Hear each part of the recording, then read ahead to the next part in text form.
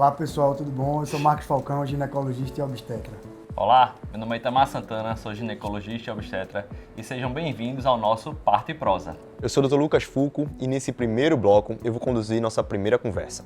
O Parto e Prosa nasce para ser um espaço de acolhimento e troca, para falar sobre os desafios da gestação, do parto e do pós-parto. Estamos em setembro, um mês de reflexão sobre a saúde mental. O Setembro Amarelo surgiu lá nos Estados Unidos, mas ganhou espaço aí por todo mundo. E lembrando a todos nós a importância de falar sobre as emoções e a prevenção dela. E hoje vamos trazer esse olhar para a gestação, o parto e o pós-parto. Momentos intensos que também trazem desafios emocionais. Para enriquecer essa conversa, recebemos duas convidadas muito especiais. A jornalista e campeã do Quem Quer Ser o Milionário, Julie Dutra. Obrigado pela presença, Julie.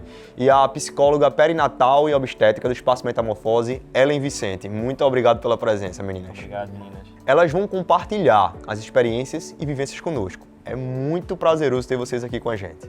Vamos juntos, porque o programa de hoje promete ter muita troca e acolhimento.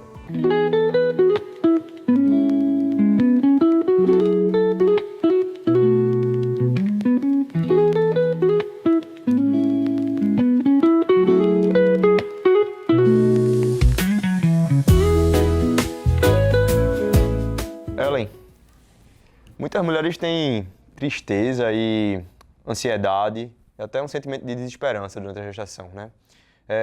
Como é que a gente faz para diferenciar o que é um sentimento talvez esperado da gestação e o que pode ser patológico nesse processo? Quando é que a gente...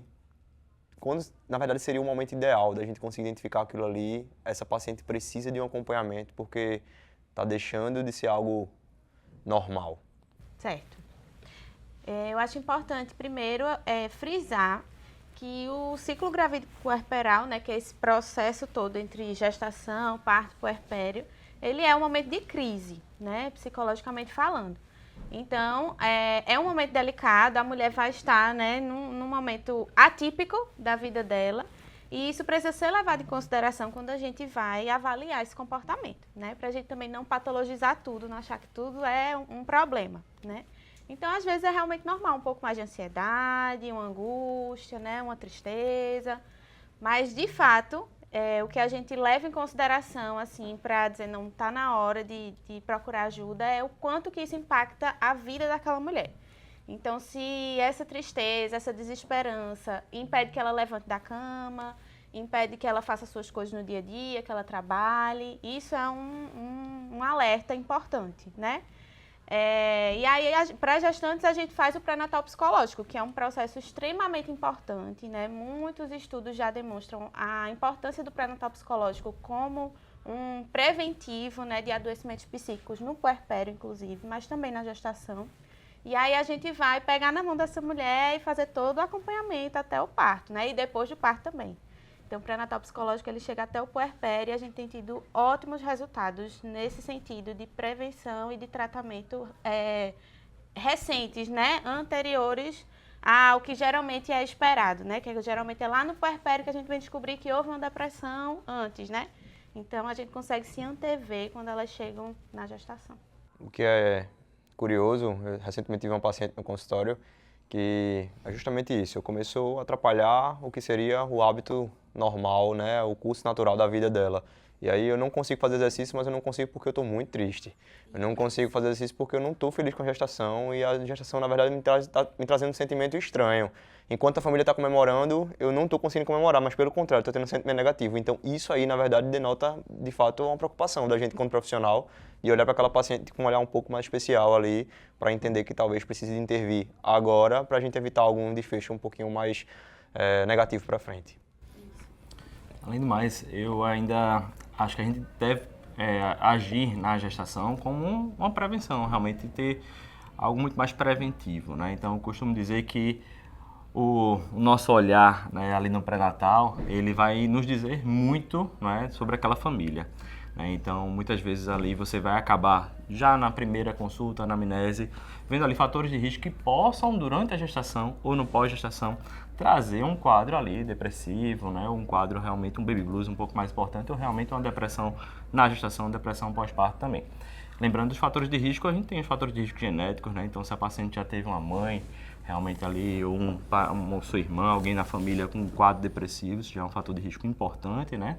Assim como quadros de transtornos de ansiedade e também transtornos depressivos em outro momento da gravidez, em outro momento da sua vida, né, sem ser a própria gestação, a gente pode acabar tendo uma piora, né, desse quadro na gestação, né? E muitas vezes pela estigmatização realmente da doença, é muito difícil a paciente se abrir para você já de início, né? Então, a gente, durante o pré-natal, a gente vai ganhando ali uma confiança, né? Então, geralmente, da metade para o final é quando a gente começa a descobrir, né? Muitas vezes que o paciente já teve um quadro depressivo, né? Ou transtorno de ansiedade. Você percebe também nas consultas aquela busca de informação, né? A todo momento da paciente ali, muitas vezes, né? Mas que a gente tem que sempre lembrar, né? E aí a gente tem um instrumento muito importante que nós obstetras podemos utilizar, que é a escala de Edimburgo, né? Então, a gente pode aplicar essa escala de Edimburgo no primeiro, segundo, terceiro trimestre e também no pós-parto, né? Então, através dele vai dar... são algumas perguntas no qual cada resposta vai dar uma pontuação e dessa forma a gente consegue determinar um maior risco ou menor risco para aquela paciente dentro da depressão na gestação ou na depressão também pós-parto. Sim. Eu diria que até para elas é difícil de identificar, né? Porque a gente costuma dizer assim, a gestação é um momento de muito floreio, assim, né? Tá todo mundo muito empolgado, geralmente, com a chegada desse bebê. E a gestante tá ali no centro dessa empolgação, né? Então, ela acaba se envolvendo com toda essa alegria, com os movimentos das festas, com um enxoval quilométrico, que geralmente não vai usar nem metade. E tudo vai ficando ali em torno daquela festa, mas eu digo que o puerpério é implacável, assim. Quando elas chegam no puerpério, não tem mais como escapar. Então, a nossa tentativa é sempre de chamar atenção, especialmente nessa época, né, do Setembro Amarelo, mas também no Maio Furta-Cor, chamar atenção, né, para trazer de volta esse olhar para ela mesmo, o que é que você de fato está sentindo. No meio dessa festa toda, tem espaço também para o sofrimento, para a tristeza, né, para o medo, para o luto. Ela vai deixar de ser quem ela é, vai se tornar uma outra pessoa. Ela precisa sentir esse luto, elaborar. Então, tem espaço para tudo, né? A gente precisa estar só atento para ouvir também. Acho que o medo é a palavra-chave, assim, que marca o puerpério, né? A gente fica muito insegura. Sim. Não Desde sabe a para onde gestação. vai, o que faz. É o bebê e você diz, nossa, não para de chorar. Não... Assim, é encarar isso sem romantizar. Eu falo sempre. É o medo e a vergonha, né? Assim, isso que você falou, porque a gestação e o puerpério é muito floreio, é muita animação, muita felicidade. E às vezes elas não estão felizes assim, porque elas estão com algum quadro ou depressivo, ou então um baby blues, como então ela falou. E existe o preconceito de falar, porque elas têm medo de a gente... Não, procure um profissional da psicologia, um psiquiatra para uma avaliação. E eu percebo muito isso. Tanto é que a maioria das minhas pacientes que precisou de uma avaliação, até necessidade de medicação, quem retratou, quem foi o chave para a gente diagnosticar, na verdade encaminhar, foi a rede de apoio, foi o cônjuge. Porque quando eu via que a paciente estava, eu notava, essa paciente aí eu vou ter que ficar de olho, vai fazer um baby blues, alguma coisa pesada. Aí eu insistia, você tá bem? Ela, não, tá bem. Aí quando eu via a rede de apoio me ligava, Marquinhos, ó, tá assim, assado, não tá... Aí, meu Deus, qual é o problema de falar, assim, né? Às vezes é o preconceito e a vergonha de dizer, enquanto tá todo mundo feliz, todo mundo animado, era para estar feliz com meu filho, com minha filha, eu tô aqui triste. Aí tem a vergonha, o medo culpa, né? e a vergonha se culpando. Se E aí culpa não muito. quer dizer. E aí, assim, graças a Deus, quando a gente encaminha, que elas aceitam, é fantástico, a melhora é rápida e volta tudo ao normal. Mas, de fato, eu acho que é isso. A gente tem que ouvir a paciente, a gente tem que entender, tem que escutar e observar. Que às vezes elas não vão falar. Então, se a gente não observar, pelo menos um sinalzinho amarelo ali, para chamar a rede de apoio, para colar junto nela, fica difícil o diagnóstico. E vamos aqui concordar que não é um período muito fácil, né? Então, a gente tem ali a privação do sono, né? Principalmente, então acorda milhares de vezes à noite, né? Fora isso, muita gente fala, eu sempre digo isso para paciente, então, a gente fala tanto do parto, mas o parto é um momento, né? Aí depois você começa ali a cuidar daquele serzinho, né? 1 ou 2, 3, né? Então, dependendo aí da família em si. E também a amamentação, né? Então, a amamentação é um desafio gigantesco, Porque não depende só da paciente, não depende só ela querer, né? Depende, né, fisiologicamente dela, depende do bebê, né? Depende da rede de apoio, depende não só de família, né, mas como profissionais também para poder ajudar nesse momento. Então, assim, realmente é muita mudança pra gente. Nós, como pais, né, a gente já tem uma mudança muito grande na nossa vida. Imagine para vocês mulheres. E é engraçado é que nem é um período fácil e nem tão pouco a gente pode talvez sedimentar em um período específico, né? Sim. Porque a partir daquilo ali, agora tem uma vida toda, né? Tanto é que quando a gente vai falar do puerpério, a gente fala, né, que existe esse luto que ela falou, que é justamente o luto pela vida que você tinha antes de ter filho, né? Que ela não volta mais. E é por isso que se chama de luto, né?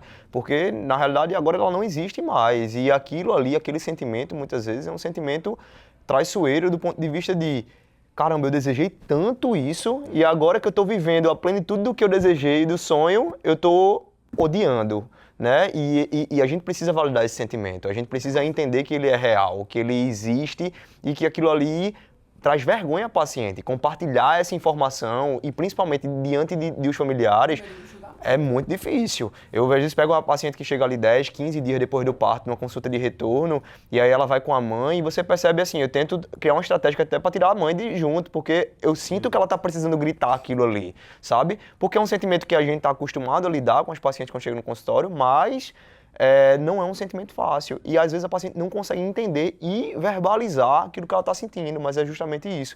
E não conseguir, muitas vezes, colocar isso como dizer assim, ó, vai passar em 15 dias ou em 30 dias, é difícil, porque é como o Itamar falou, vai chegar uma amamentação, que vai ser outro desafio, e os desafios eles parecem que vão puxando um ao outro.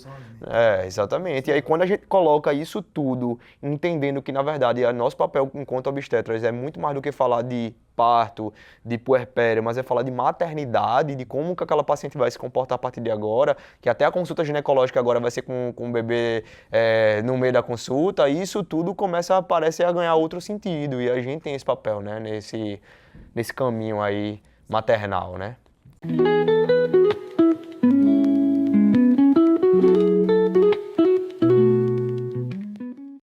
Ellen, a gente sabe o quanto no pós-parto existe aquela ideia do quanto tudo deveria ser flores, né? Então, isso acaba chegando no senso comum, né? Nasceu seu filho, você está feliz, né? Fique feliz, né? Quase que uma obrigação ficar feliz por ter tido seu filho ali, né?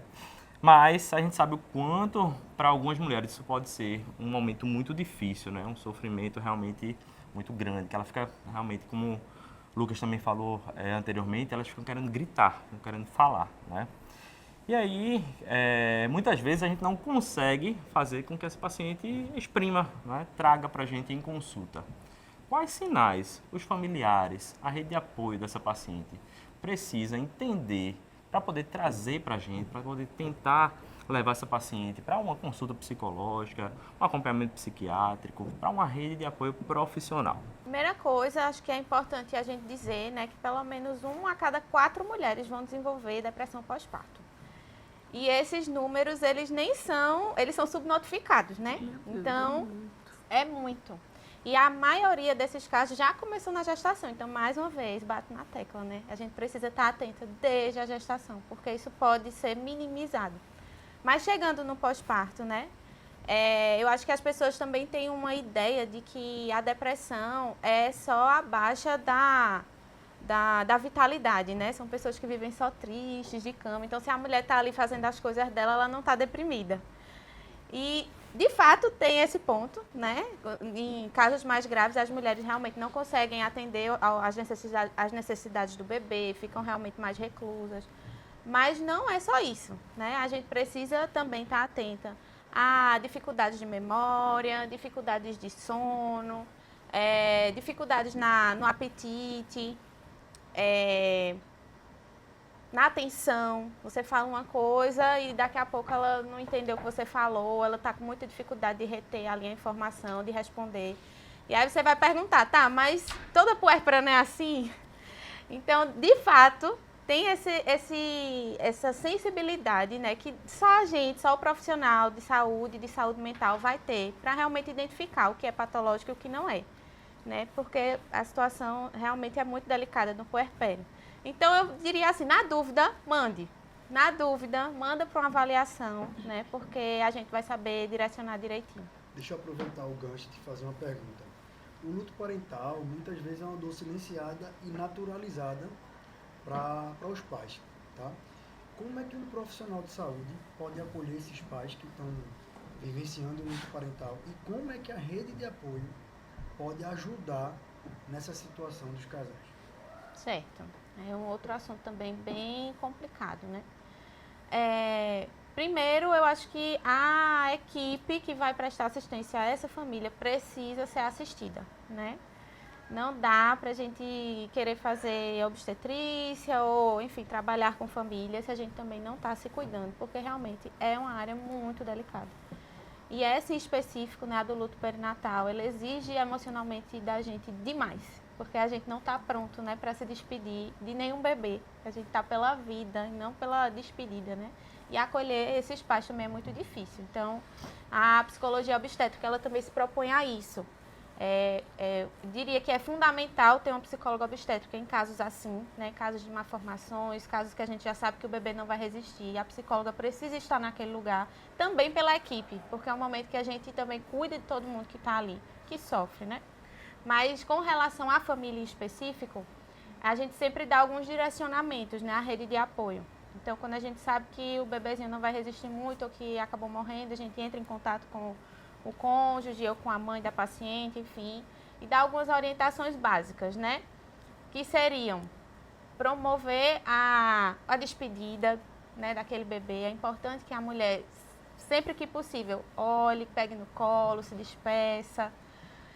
Isso vai ser muito importante para no futuro ela saber que realmente aquele bebê existiu, né? Que ela viu, que ela pôde aproveitar, que ela pôde se despedir. Isso ajuda muito. Tirar alguma foto, ter alguma lembrança. Mas chegando em casa, não desfazer nada do que a mulher fez, né? Eu acho que existe uma ânsia muito grande dos familiares de apagar a existência desse bebê para que ela não sofra, quando na verdade é o contrário. É o contrário, né? Porque isso acaba, às vezes, gerando até quadros psicóticos depois. Porque como assim? Eu estava grávida e agora o meu bebê não tem nem mais nenhum rastro desse bebê. Então eu tô louca, então eu tô maluca. Então a gente precisa ter muito cuidado com isso, né? Deixar que ela, no tempo dela, vá desfazendo o quartinho, vá guardando o que é importante para ela, chore, sinta e esteja acompanhada, né? Psicologicamente falando. Eu não sei se você acompanha muitos casos assim, mas eu acho que os dois vão concordar. Os casos que a gente mais vê as pacientes sofrer é caso de abortamento. Não que o luto perinatal de bebês, vamos dizer assim, ou que nascem e logo depois evoluem para morrer, ou que morrem dentro da barriga mais, assim, com uma idade gestacional mais avançada, mas a parte de abortamento, a gente tem muita demanda das pacientes pelos até os profissionais de saúde não respeitarem o luto de um abortamento. Tem muitas pacientes que me reclamam, eu cheguei na emergência, o médico disse, tem nada mais vivo aqui não. Você perdeu. E é de uma insensibilidade, sabe? Porque a paciente começa a se culpar primeiro, por que eu abortei? Será que eu tomei aquela medicação? Será que eu fiz aquele exercício? Será que eu... Não foi. A maioria a gente sabe que não tem nada a ver com o que a mulher fez. E aí, uma falta de acolhimento do profissional piora muito mais a situação da mulher. Muito mais. Né? É muito difícil, porque quem era para estar acolhendo, quem era para estar orientando, está piorando ainda mais a condição psicológica da paciente. E naturalmente a mãe tende a se sabotar, né? Ela tem que achar nela uma justificativa pelo que aconteceu, né? E aquilo ali normalmente cursa como um sofrimento profundo, porque você fica num ciclo sem fim de o que foi que eu fiz, eu deixei de fazer e para aquilo ter acontecido. E o que eu observo na realidade é que nesses momentos de abortamento, muitas vezes o bebê tem nome, né? Muitas vezes é uma gestação super desejada. Eu vivi isso em casa, né? Calma, tem que respirar, senão a gente chora. Mas assim, depois de muito tempo tentando engravidar, quando finalmente a gente engravida, minha esposa evolui com uma perda espontânea. E aquilo ali, veja, eu sou obstetra, num momento super delicado da vida, de uma tentativa quase que mensal de gravidez, uma gravidez super planejada, super desejada, sonhada, com necessidade de ajuda profissional até para engravidar. E quando finalmente a gente engravida, a gente perde com poucos dias que a gente descobre que está grávida. A gente não tinha nome, a gente não tinha idade gestacional, a gente só tinha um beta positivo, mas ainda assim aquilo ali foi uma dor tremenda. E aí eu digo para as pacientes, muitas vezes, para a gente também é muito difícil viver esse luto com a paciente, porque, sabe, uma pergunta que mata a gente é: doutor, não tem nada que eu possa fazer? E você responder que não tem, que a maioria das vezes não tem de fato, é uma coisa que traz pra gente também uma vivência de compartilhar aquilo ali, porque um sentimento é de incapacidade, né? Eu não consigo resolver. E a paciente também entra naquilo ali, então a gente termina compartilhando daquilo ali. E o que eu observo é que essa maioria dessas pacientes, na verdade, elas ficam pelo plantão, que a gente chama, né? É a paciente que vai ser assistida pelo médico do plantão. Ela não tem um assistente para chamar de seu, né? Ela não tem aquela pessoa que vai acompanhar o antes, o durante e o depois de um processo, caso haja uma necessidade de uma intervenção, por exemplo. Então isso aí, na verdade, se torna um processo muito mais trabalhoso, mas muito mais sozinho, solitário, porque a gente não tem com quem compartilhar aquilo ali, né? Não, e muitas vezes se traz essa culpa do que aconteceu, até na urgência, infelizmente isso acontece ainda, né? Para paciente, foi porque você fez isso, você fez aquilo, deixou de fazer isso, deixou de fazer aquilo, não tomou uma medicação, não fez isso. Mas, mais uma vez, a gente sabe que na grande maioria das vezes, 80% dos quadros são de abortamentos com malformações ali, ou acabam realmente não evoluindo aquela gestação, né? E aí, lembrando também que existe uma lei que determina que a paciente, mesmo no quadro de abortamento, então abortamento, a gente tem até as 20, 22 semanas, abaixo de 500 gramas, né? Então, aquela paciente que já tem um bebê com nome, por exemplo, né? Ela já está ali 16, 18, 20 semanas e acaba, infelizmente, perdendo aquele bebê, ela tem a possibilidade de enterrar aquele filho. Então, isso tem que ser lembrado, né? Então, a paciente, ela tem o direito, né? Se você for em qualquer maternidade, muitas vezes, aí o pessoal, não, esse é abortamento, você não pode fazer isso, não. Mas a paciente, ela tem o direito, se for o desejo dela. Uhum. E as pessoas também, às vezes, né, falando ainda da rede de apoio, né, nesse caso de abortamento específico, as pessoas tendem de novo a apagar, né? Não, daqui a pouco você vai engravidar de novo. Foi melhor que foi agora no início, você nem se apegou. Melhor para quem, né? Melhor para quem? Como o doutor Lucas falou, né? O nosso filho existe a partir do momento que a gente sabe que ele existe, quando ele é desejado, né? Eu passei por algo muito parecido também, só tinha o beta positivo, mas era o meu filho.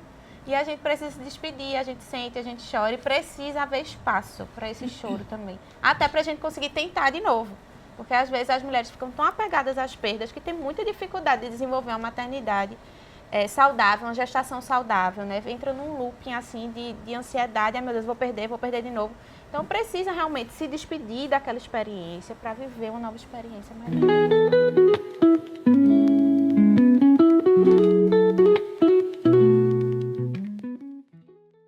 E estamos de volta com o Parto e Prosa. E agora, eu gostaria de trazer um dado que precisa muito da nossa atenção. O número de suicídios no Brasil e no mundo tem crescendo, infelizmente, também entre mulheres no período gestacional e no puerpério. É um alerta para todos nós sobre a importância de olhar para a saúde mental da mulher nesse momento tão delicado de sua vida. E para conversar um pouquinho com vocês hoje sobre isso, vou chamar Julie para compartilhar um pouco da sua experiência com a depressão durante a gestação e também durante o pós-parto.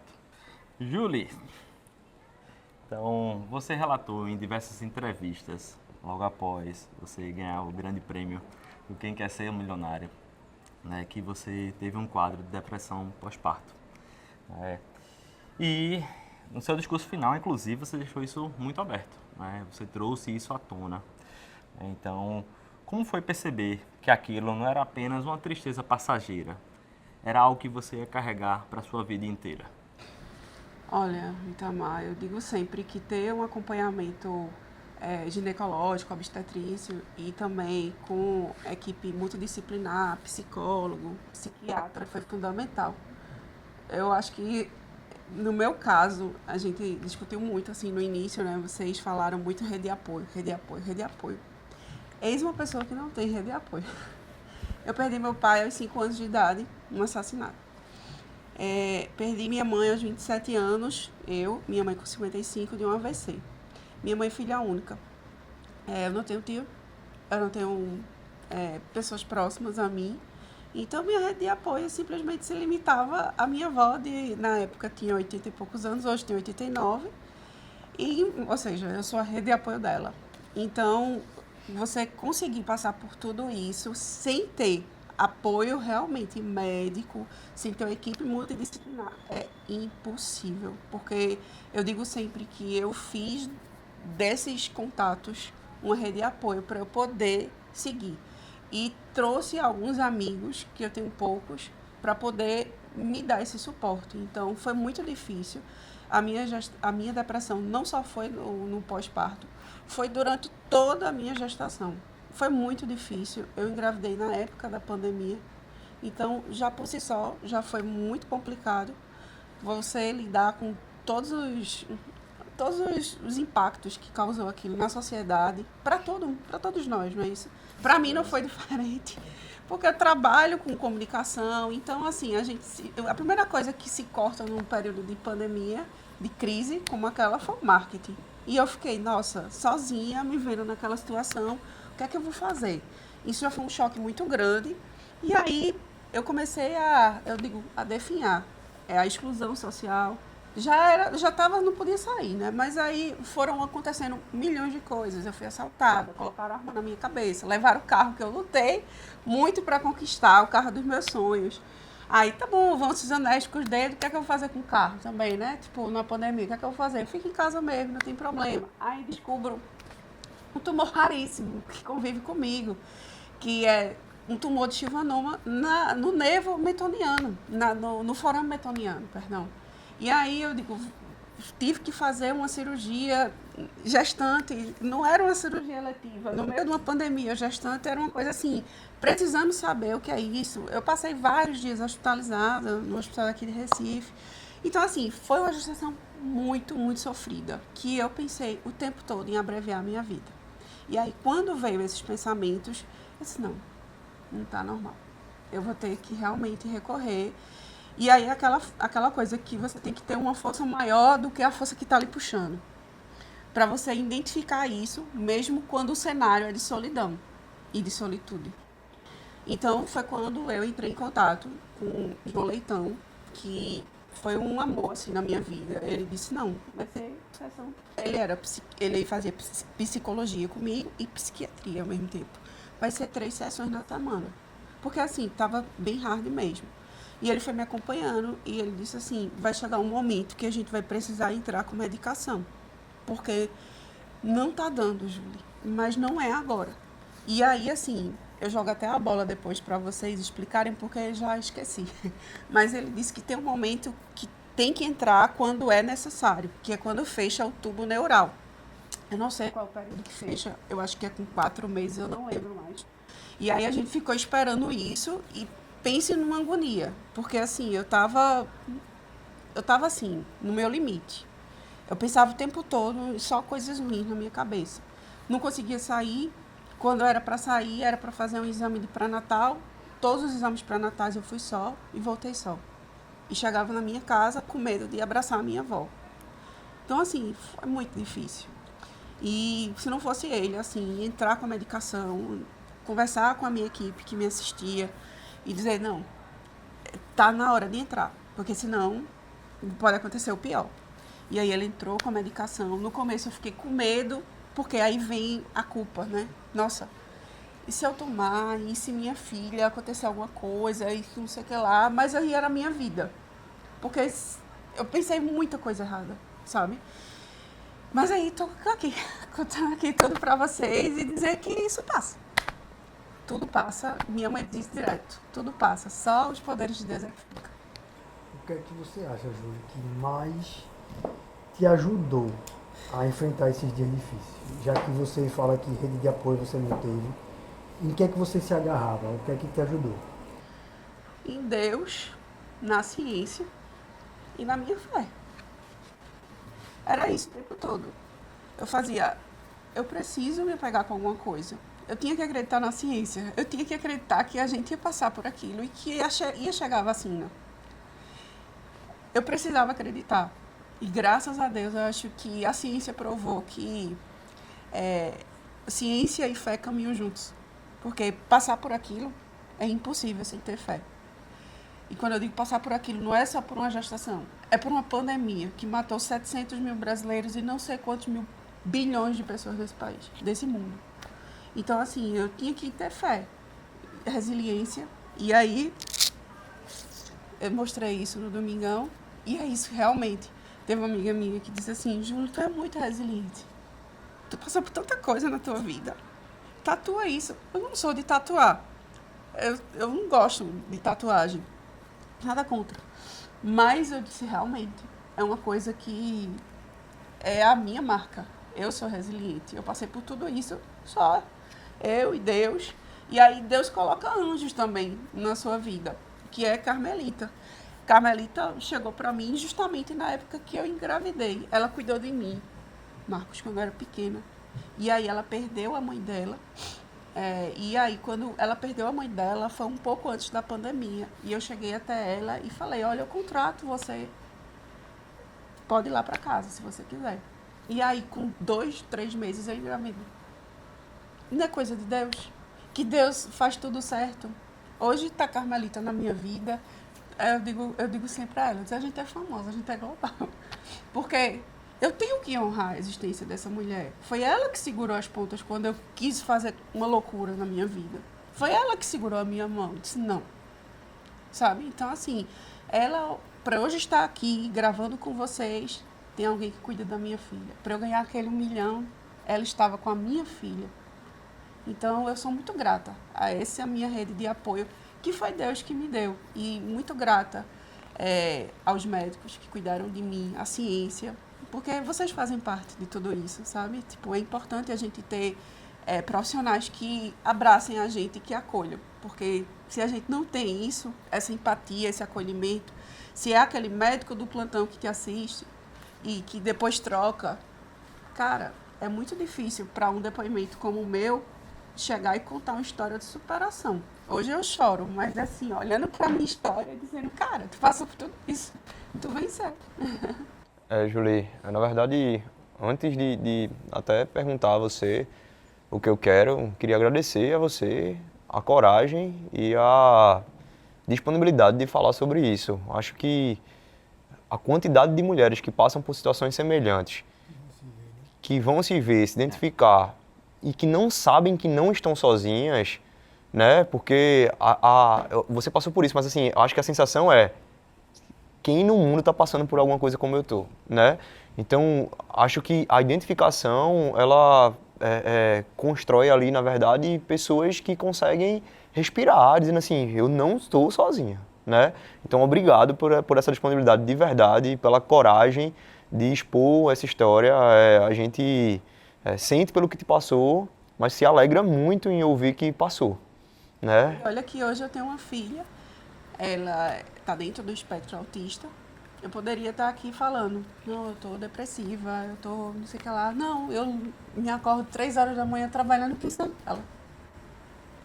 Porque eu sei que eu sou o sustento dela e que eu sou a referência dela.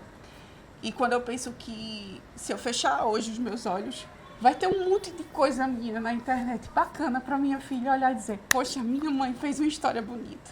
Que orgulho ela deve ter de tu. Então eu penso muito nisso, sabe? Tudo que eu penso hoje, eu pensando na minha filha.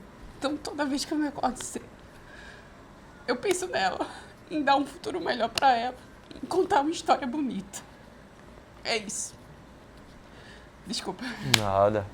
Se você pudesse hoje, então, olhar aí no olho digital aí de alguém que está passando por isso, hoje qual seria a tua mensagem para essas mulheres? Eu falei, quando eu ganhei no Domingão, eu falei uma coisa que era uma mensagem que eu levo isso para todas as minhas palestras. E eu vou olhar para essa câmera do meio, essa daqui. Estudem, mulherada. Estudem, porque com a educação você tem conhecimento sobre você, você consegue ter força para pedir ajuda sem ter vergonha. Porque eu lembro que uma das coisas que eu ouvi do meu psiquiatra, ele me disse assim, no início, você tem vergonha de usar o seu óculos? Eu disse, não tenho. Mas você depende, ele usou essa palavra, você depende do óculos para enxergar bem. Dependo. Se eu tiro, não consigo enxergar de longe. Ele fez, você não tem nenhum preconceito de usar óculos? Não, nenhum. Por quê? Nesse momento que você depende de uma medicação, você tem preconceito com a medicação. Se a medicação vai voltar sua vida ao eixo. Se você precisar usar a sua vida toda a medicação, qual o problema se a medicação vai ser o que vai te colocar no eixo? Cara, quando ele disse isso, juro a você, foi uma coisa assim, cara, mudou tudo. Eu disse, vamos embora, confio. Vamos na medicação, se for para usar medicação, eu vou usar. Se for na hora de interromper, eu vou interromper. Se for para voltar, eu vou voltar. Não tem nenhum problema. E aí foi quando eu comecei a entender e parar de achar que quem usa medicação, porque existe um estigma, que é assim, é doido. É isso. É isso que a gente é rotulado. Eu fui muito rotulada, sabe? Tipo assim, não, tipo, quando eu ganhei o prêmio, eu fui capa de jornal, de vários jornais. E eu achei bacana a capa da Folha. Porque as voltas que o mundo de Júlia deu, era basicamente isso. E assim, eu fui da Folha, fui jornalista da Folha. E eu entrei na Folha justamente num período que eu estava para baixo, tinha perdido minha mãe, etc e tal. Então, assim, é difícil, sabe? É muito difícil você dar essa volta por cima, você contar uma história de superação, mas não é impossível. Marcos, Lucas e Itamar.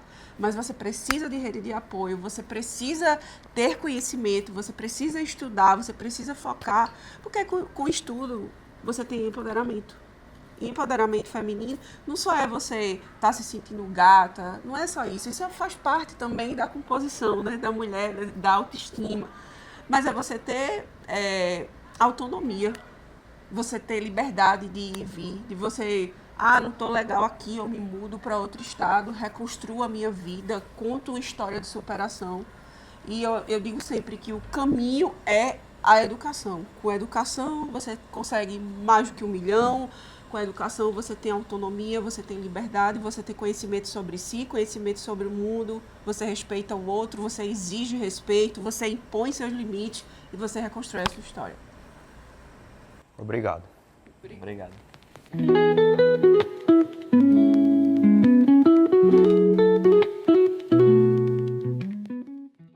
Neste último bloco do Parte Prosa, vamos falar sobre um ponto muito importante no tratamento da depressão gestacional e do pós-parto, o uso de antidepressivos. Muitas vezes existe medo e preconceito em torno da medicação, mas ela pode ser fundamental para proteger a saúde da mãe e do bebê.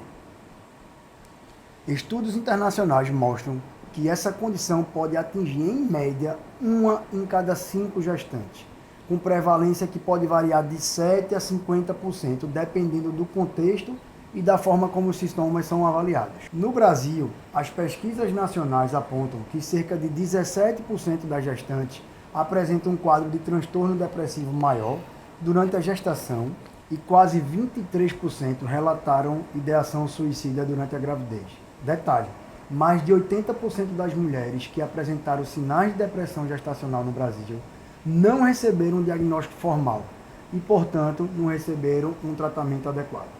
Ellen, a gente sabe hoje que existem muitos antidepressivos ou medicações que geralmente os psiquiatras indicam que é muito tranquilo de se usar na gravidez e até durante toda a gravidez, tanto no primeiro trimestre, né, que é a fase de embriogênese, como até o final.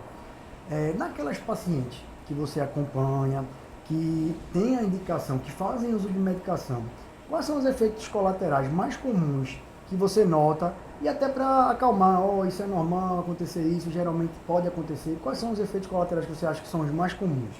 Certo. Na minha experiência, os mais comuns são de apetite, né? O paciente que passa a comer mais ou comer menos. O efeito também na libido também, mas que é também esperado, né, da gestação puerpério. Mas são efeitos, são geralmente os mais comuns, né? Mas aí a gente vai fazendo essa, como você disse, né? Esse apoio, né? É esperado, é isso mesmo. Converse com o seu psiquiatra. Às vezes é uma questão só de ajuste também do tipo de medicação. Da dose, né? Se você muda para uma outra medicação, você consegue ajustar isso melhor. Entendendo que toda medicação tem os seus efeitos, né? Não dá para ser perfeito. Mas quando a gente coloca na balança, né, os benefícios, né, o ônus e o bônus, a gente sempre ganha muito mais nos casos que realmente elas são indicadas, né? Consegue perceber, Ellen, dessas pacientes, né, que começaram, você já está acompanhando e que começou a medicação, você consegue perceber uma diferença realmente naquela que vai necessitar, claro, né? Mas você consegue perceber uma diferença na abordagem dessa paciente? Demais. É isso, assim, eu acho que esse é o ponto. Aquelas que não precisariam, a gente acaba não vendo muito pra quê, né? Às vezes, eu sempre bato muito nessa tecla, porque às vezes aquele quadro que a paciente está trazendo, às vezes é falta de rede de apoio de novo, né? É falta de amparo, é falta de uma escuta especializada, né? É falta de olhar para si mesma. E a gente quer medicalizar tudo hoje em dia, porque ninguém quer sentir nada. Mas sofrer faz parte da vida, sentir, especialmente nessa fase, né? Do ciclo gravídico puerperal, faz parte. Então, eu sempre bato muito nessa tecla, né? Se você não estiver precisando, não vai fazer diferença na sua vida. Agora, se você realmente estiver precisando, a gente consegue perceber muito a diferença e facilita o nosso trabalho, né? Porque às vezes elas estão tão desorganizadas. Tem paciente que, se você botar 2 horas de terapia para ela falar, ela vai falar e você não vai dizer uma palavra, porque elas estão com tanta demanda, né? E aí, quando a medicação entra, elas conseguem se organizar os pensamentos, organizar a rotina, né? Conseguem dormir melhor, conseguem... E aí a gente consegue também trabalhar melhor, né? E guiando elas para aquilo que elas precisam realmente tratar. E parece que tem a ver com insight, né? Do que elas percebem de doença que antes talvez não tivesse tanta percepção, né? Uma autocepção, na verdade, do problema que está passando, né? Uma questão também delicada e que a gente precisa tentar entender, e eu queria te fazer essa pergunta, era com relação ao luto, né, parental, na verdade parental, desculpa. Quando a gente está falando da dor do ninho que não foi ocupado, o que é que a gente pode dizer para esses pais que sofrem e que passam por essa situação? Como é que a gente tende a abordar esses pais? Tanto durante a gestação, que a gente sabe que na realidade algumas vezes estamos falando de bebês mal formados e que a gente sabe que o prognóstico é bem reservado, ou aqueles na realidade que sofrem um aborto espontâneo, enfim, até mais tardio, que conseguiu viver até um período grande da gestação, né? Como é que a gente pode abordar esses pais? Certo. Eu acho que é importante eles saberem, né, que o luto de vocês é real. O curso da vida, né, no curso da vida não é esperado que a gente se despeça dos nossos filhos, é o contrário, né? Não tem nem nome para isso. Então, quando a gente perde um pai, a gente fica órfão, quando a gente perde um marido, a gente fica viúva, mas quando a gente perde um filho, a gente não tem nem nome para dar. E muito disso também é porque a gente não olha para essa dor, né? E a gente precisa repetir, eu gosto de repetir muitas vezes, né? Tem que ter espaço para essa dor também. Então, abre espaço. Se não tiver espaço, abre espaço, né? Para falar, para as pessoas entenderem.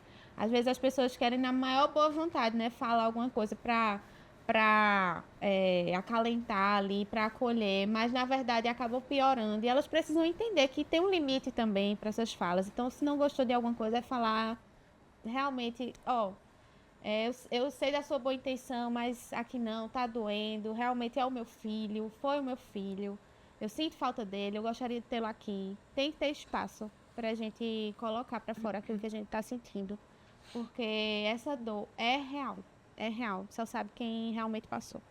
Obrigado. E trazer um pouquinho aqui para Marquinhos e para Lucas, né? Algumas dúvidas, né, que alguns internatos mandaram aqui. E aí a principal é uma que Marcos já começou a falar, né, em relação às medicações, né? Ali podem ser iniciadas no primeiro trimestre, né? Algumas delas com uma excelente segurança, né? Mas na amamentação, né? Então a gente acaba trazendo um pouco mais ali para o físico, né? Então o bebê já está ali, né? E essa paciente está precisando começar uma medicação, existe um estigma também nesse sentido, né? De passar pelo leite, né? Então, o que é que a gente poderia conversar um pouquinho aqui, poderia trazer para essas pacientes que estão com medo, né, da passagem dessa droga ali, dessa medicação pelo leite? A gente tem segurança, antes de tudo, em algumas medicações, né? Eu acho que não é o momento da gente falar sobre isso, até porque o uso irracional aí das medicações, eles podem trazer aí consequências que são talvez a gente não consegue nem quantificar, mas que orientada por um profissional, ela traz grandes efeitos e efeitos de fato, salvar aquela mãe naquele momento para ela conseguir extrair o que ela sonhou a vida toda, que é viver aquilo com alegria e tranquilidade. Então, assim, é entender que existem medicações seguras, altamente eficazes nesse momento, que não vai trazer mal à amamentação, mas que a gente pode lançar a mão com, de fato, segurança. Algumas outras não. Algumas outras a gente vai precisar evitar, elas de fato passam ali pelo leite, né, e vai trazer algumas consequências que a gente vai tentar correr delas. Sempre na medicina a gente vai pesar o custo-benefício daquilo ali. Então, logicamente, quando bem indicada, a gente vai ter mais benefícios do que riscos nesse sentido, mas entendendo que, como ela falou, os processos eles precisam ser vividos, né? Então, a dificuldade de amamentação, a dificuldade do puerpério, eles vão existir. E a gente precisa encarar isso aí até entender o que de fato vai ser patológico e com necessidade de intervenção medicamentosa e o que é que vai ser normal, natural naquele processo que a gente vai passar e com a rede de apoio, um acompanhamento psicológico, a gente consegue driblar essa necessidade. Eu acho que quanto menos medicação, melhor nesse sentido, entendendo que quando ela é necessária, ela precisa ser aplicada. Eu queria, para fechar com o Júlio, queria saber você falou já um pouquinho, mas eu queria saber qual é a importância da fé no teu processo de superação da depressão. E assim, você também já falou aqui para as mulheres, mas o que é que você deixa de recado, de mensagem para mulheres que estão passando por isso agora? Se pegue com Deus, assim, confie em Deus, confie na sua fé. Eu digo sempre, no momento que eu estou mais aflita, eu assim, Maria, passa na frente, eu sou católica, Maria, passa na frente. Não importa a sua religião, eu acho que todo mundo tem a sua fé, o seu axé, sabe, o seu oxalá, enfim, você se pegue, porque eu acho que tudo na vida passa. Eu disse novamente, minha mãe dizia, olha filha, tudo passa. Tinha um professor, acho que talvez tenha sido também de vocês, em matemática, ele existe, da Ernesto. Ele dizia assim, tá vendo esse prédio? Um dia vai se acabar. Tudo se acaba, mas sofrimento passa, agonia passa, felicidade também passa. Então, eu aprendi também a ter uma filosofia, porque Carlos, o meu psiquiatra, ele tem uma filosofia budista. Então, eu comecei também a adotar isso para mim, e olhar com mais carinho para mim, e de entender que tá tudo bem, e que vai passar. Então, assim, a fé, ela te ajuda a, assim, sabe, transpor montanhas, a subir o Everest, porque tem coisas que a ciência ajuda, mas também não explica, sabe?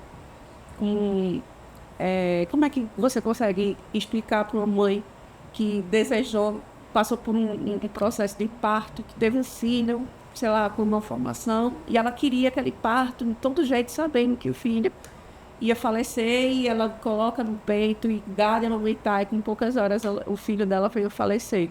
Se não for a fé de acreditar que a criança dela poderia vir a vingar.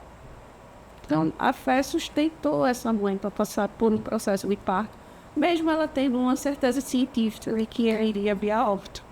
Mas seguramente, talvez, ela não aguentasse se tivesse sido interrompido de uma forma que não fosse planejada de forma natural. Então, Deus explica tudo e a gente programa muita coisa na nossa vida. Eu quero isso. E Deus vai lá e diz, não, é bem por aqui. Você tem a liberdade, tem o arbítrio de fazer as suas escolhas, mas quem está com o seu caderninho aqui, que sabe a hora de finalizar o seu caderno, sou eu. E eu te dou oportunidades. Mas se você não sabe conduzir bem, você vai ter consequências. Então, não são escolhas, consequências, mas a gente coloca tudo nas mãos de Deus, pode ter certeza que você consegue caminhar com mais leveza e encontrar um propósito, que é importante. E aproveitando essa mensagem de Júlio, o que é que você diz para os pacientes que estão enfrentando agora nesse momento uma depressão gestacional ou então até uma depressão pós-parto? Busquem ajuda. Não passem por isso sozinhas. Eu acho que a gente, mulher, tem uma dificuldade grande de assumir que a gente não dá conta de tudo, né? Mas eu gosto muito de falar, né, sobre a rede de apoio, sobre a importância da gente pedir ajuda. E encorajar também, né, as pessoas que não têm filhos, que não são mães, a buscar uma mãe para ser rede de apoio dessa mãe. Porque eu acho que faz tanta diferença, né, Júlia? Como a Júlia está falando aqui. Então, às vezes, é algo tão simples, né? Como segurar um bebê para a gente poder tomar um banho, para a gente poder fazer algo que a gente gosta. Isso traz uma nova vitalidade, traz um novo ar para a gente, né? Então, são duas coisas. Busque quem possa te ajudar aí perto de você e peça ajuda. Realmente reconheça que você não vai dar conta de tudo, porque ninguém dá. Ninguém dá. E tá tudo bem, né? Nossos filhos precisam de mães que estejam saudáveis e de mães possíveis, não de mães perfeitas. Eu digo sempre, eu faço o que eu posso. Exato. Ser mães reais e não mãe de internet. Exato. Mídia social. Exato. Mães perfeitas tendem a estragar os filhos. Mas a outra coisa é busque ajuda profissional. Não tenha medo. É aqui, é nesse espaço, né, no consultório, é aqui que eu digo, né, entre nós, que você vai encontrar a direção, né, que você vai encontrar a melhor alternativa, né, cientificamente falando, para o que você está sentindo, está passando. Então, não tenha medo, a gente está à disposição. Eu digo sempre uma frase que eu levo para a vida, que eu só vou ter alta na terapia 7 dias após o meu falecimento.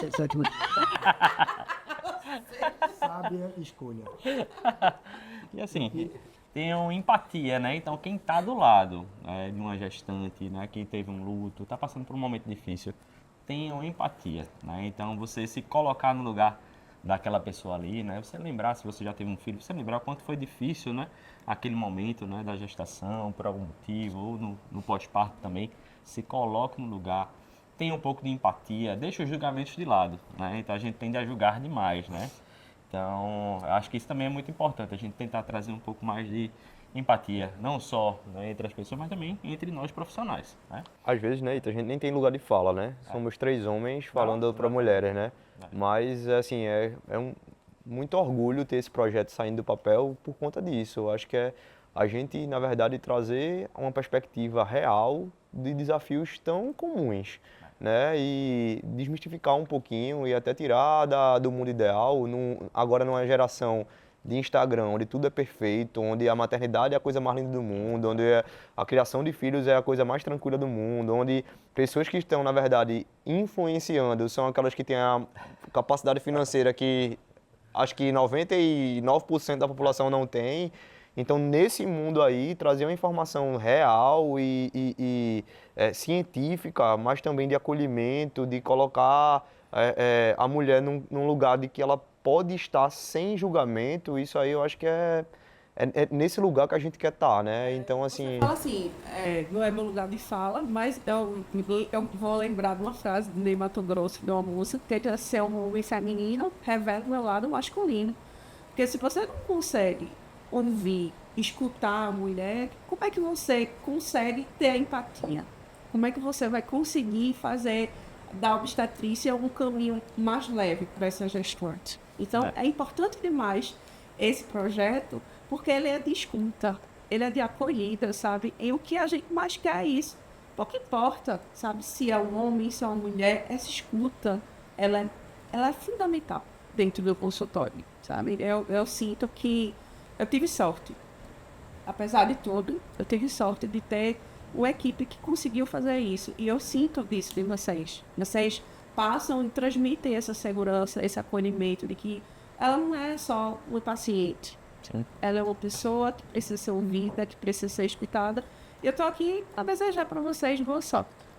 Obrigado. Eu quero muito agradecer vocês duas, Júlia, Ellen, a passar tanto conhecimento e experiência pra gente. Eu acho que todos nós aprendemos nesse pouco tempo de conversa, porque merecia muito mais tempo. E queria dizer a todos que estão escutando que se você está passando por um processo de dor, de tristeza profunda, procure, como a Ellen falou, procurem ajuda, não tenham vergonha, tá? Porque isso pode piorar, procurem ajuda, certo? Existe o Centro de Valorização à Vida, tá? Que atende no telefone 188, é gratuito, sigiloso, tá? Que 24 horas por dia. 24 horas por dia. Se você estiver passando por algum problema, vocês podem ligar, podem entrar em contato, que eles vão te ajudar, certo? Não deixem esse pequeno problema, que não é um pequeno, mas pode ficar muito maior. E para a gente consertar, às vezes demora mais ainda. Muito bem, pessoal. Foi uma honra compartilhar esse momento com vocês. Muito obrigado mais uma vez, Ellen. Muito obrigado, Julie, meus parceiros, Marquinhos, Lucas. Muito obrigado. Esse é um espaço para vocês. A gente quer trazer isso aqui para poder realmente informar, né, e trazer informação realmente de qualidade.